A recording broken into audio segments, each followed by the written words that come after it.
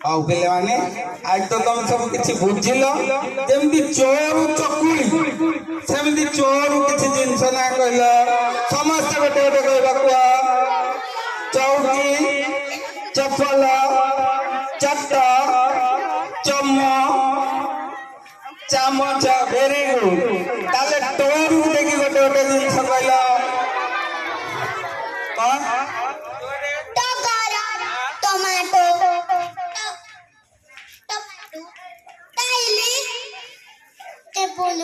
Very good. ହଉ ପିଲାମାନେ ତମେ ସବୁ ସେପଟକୁ ମୁହଁ କରି ବସ। ମୁଁ ତୁମ ମା ମାନଙ୍କ ସହିତ କଥା ହଉଛି।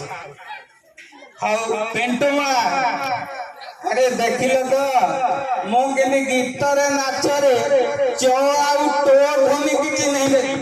ଆଉ କଣ ଖାଲି କହୁଛ ନାଚ ଗୀତ ଚାଲିଛି? ଆମେ ନାଚ ଗୀତରେ ପାଠ ପଢଉଛୁ। ଏଥର କଣ ବୁଝିଲ?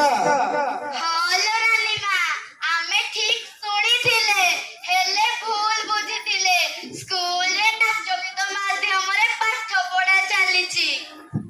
ହଁ ସାର୍, ଆମେ ଆଗରୁ ଭୁଲ ବୁଝିଥିଲୁ। ଏଠି ନାଚ ଗୀତ ନୁହେଁ, ନାଚ ଗୀତ ମାଧ୍ୟମରେ ପାଠ ପଢା ହଉଛି।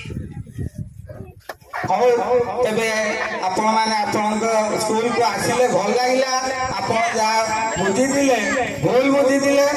ତେଣୁ ଆଜି ଇଏ ହଉଛି ନିପୁଣ ଓଡ଼ିଶାର କମାଲ।